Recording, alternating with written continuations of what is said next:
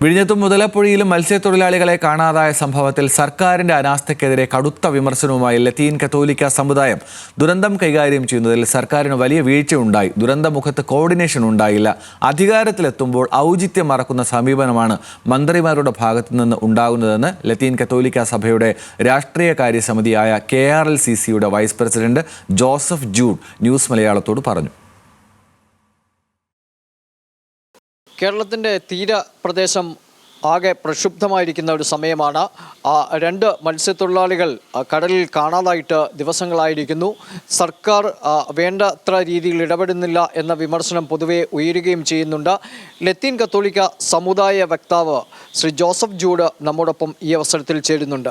Sir, വലിയ തോതിൽ ആക്ഷേപം സർക്കാരിനെതിരെ ഉയരുന്നൊരു സാഹചര്യം കൂടിയാണ്. എങ്ങനെയാണ് ഈ സമയത്തെ ലത്തീൻ കത്തോലിക്ക സഭ ഈ വിഷയങ്ങളെ നോക്കിക്കാണുന്നത്?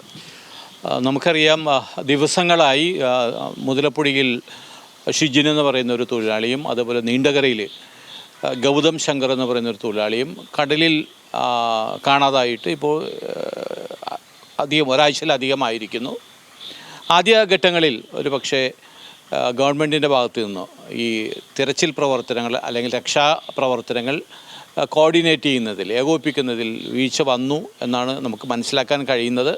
ഇപ്പോൾ മത്സ്യത്തൊഴിലാളികളുടെ ശക്തമായ എതിർപ്പിനെ തുടർന്ന് ഒരു പക്ഷേ നാളെ മുതൽ കാര്യക്ഷമമായിട്ട് ഒരു പക്ഷേ തെരച്ചിൽ നടത്തിയേക്കാം. പക്ഷേ ഗവൺമെൻറ് ഒരു കാര്യം ശ്രദ്ധിക്കേണ്ടത്, കാരണം ഇത് ആദ്യത്തെ സംഭവമല്ല, തുടർച്ചയായി നടക്കുന്നൊരു സംഭവമാണ്. മത്സ്യത്തൊഴിലാളികൾ ഈ മുതലപ്പുഴയിലാണെങ്കിൽ പ്രത്യേകിച്ച് അശാസ്ത്രീയമായി നിർമ്മിക്കപ്പെട്ടിട്ടുള്ള ഈ തുറമുഖ നിർമ്മാണം തന്നെ അതൊരു കാരണമായിട്ടുണ്ട്. അപ്പോൾ ഇത് സംഭവിക്കുമ്പോൾ ഇതിൽ ഈ രക്ഷാപ്രവർത്തനങ്ങൾ കാര്യക്ഷമമായി നടക്കുന്നതിൽ ഗവൺമെൻറ് നിരന്തരം പരാജയപ്പെടുന്നു എന്നുള്ളത് നമുക്ക് ഗൗരവമായി കാണേണ്ടി വരുന്നുണ്ട്. അതിനൊരു കാരണം, പല ഏജൻസികളുണ്ടല്ലോ, നമുക്കറിയാം. നാവികസേനയുണ്ട്, കോസ്റ്റൽ ഗാർഡുണ്ട്, മറൈൻ പോലീസുണ്ട്, കോസ്റ്റൽ പോലീസുണ്ട്, ഫിഷറീസ് വകുപ്പുണ്ട്. ഇവരെല്ലാവരെയും കോർഡിനേറ്റ് ചെയ്യുന്ന ഒരു സംവിധാനത്തിൻ്റെ അഭാവം നമുക്ക് വളരെ വ്യക്തമായിട്ട് നിഴലിച്ചിട്ടുണ്ട്. അതാണ് ഒരു പ്രധാനപ്പെട്ട കാരണമായിട്ട് നമുക്ക് തോന്നുന്നത്. മുന്നറിയിപ്പ് നൽകുന്നതിനോ അപകട സൂചനകൾ നൽകുന്നതിനോ ഫലപ്രദമായ ആശയവിനിമയം നടത്തുന്നതിനുള്ള സംവിധാനങ്ങൾ ഇപ്പോഴും നമുക്ക് ലഭ്യമല്ല. അപ്പോൾ ഈ രീതിയിലൊക്കെ ഗവൺമെൻറ് മുൻകൂട്ടി കണ്ട് അപകടം ചെറുക്കുന്ന രീതിയിൽ പ്രവർത്തനങ്ങൾ നടത്തുന്നതിൽ പരാജയപ്പെട്ടു എന്നതാണ് ഈ രണ്ട് സംഭവങ്ങളും നമുക്ക് നൽകുന്ന പാഠം. അപ്പം ഈ കോർഡിനേഷനിൽ മത്സ്യ വകുപ്പിനേക്കാൾ പ്രധാനമായിട്ട് മുഖ്യമന്ത്രി തന്നെ നേരിട്ട് അത്തരം കാര്യങ്ങൾ കൈകാര്യം ചെയ്യേണ്ടേ? ഇത്ര വലിയൊരു കാര്യങ്ങളൊക്കെ ദുരന്തമുഖത്ത് മത്സ്യത്തൊഴിലാളികൾ നിൽക്കുന്നു, ഇത്ര ദിവസമായിട്ട് അവരെ കാണാനില്ല, അവർ തെരച്ചിൽ ഊർജിതമാകുന്നില്ല. ഈ സന്ദർഭങ്ങളിൽ ഒരു മുൻകൈ എടുത്തുകൊണ്ട് കൃത്യമായ ഒരു കോർഡിനേഷൻ നടത്താൻ മുഖ്യമന്ത്രിക്ക് കഴിഞ്ഞിട്ടില്ല. മുഖ്യമന്ത്രി പ്രത്യേകിച്ച് ഡിസാസ്റ്റർ മാനേജ്മെൻറ്റിന് ചുമതല മുഖ്യമന്ത്രിക്കാണെന്നാണ് ഞാൻ കരുതുന്നത്. സ്വാഭാവികവും മുഖ്യമന്ത്രിക്ക് അതിൻ്റെതായ ഒരു പങ്ക് വഹിക്കാനുണ്ട്.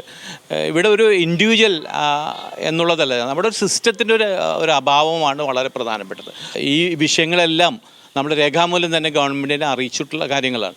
അപ്പോൾ അതിലൊരു നടപടി ഗവൺമെൻറ്റിൻ്റെ ഭാഗത്ത് ഉണ്ടാവുകയാണ് വേണ്ടത്. അത് ഉണ്ടാവുന്നില്ലെങ്കിൽ തീർച്ചയായിട്ടും നമ്മൾ സമരരംഗത്തേക്ക് എത്തേണ്ടി വരും. വലിയ ബുദ്ധിമുട്ടുകളും പ്രയാസങ്ങളും നിറഞ്ഞു നിൽക്കുന്ന തീരദേശ മേഖലയെ കൃത്യമായി നോക്കിക്കാണുകയും അതിൽ ആവശ്യമായ നടപടികൾ അടിയന്തരമായി നടപ്പാക്കുകയും ചെയ്യുന്നില്ലെങ്കിൽ പ്രത്യക്ഷമായ സമരത്തിലേക്ക് സമുദായവും മുന്നിട്ടിറങ്ങും എന്ന് തന്നെയാണ് ലത്തീൻ കത്തോലിക്ക സമുദായം നൽകുന്നത്. ക്യാമറമാൻ വിഷ്ണുവിനൊപ്പം അനിൽ ജോർജ്, ന്യൂസ് മലയാളം, കൊച്ചി.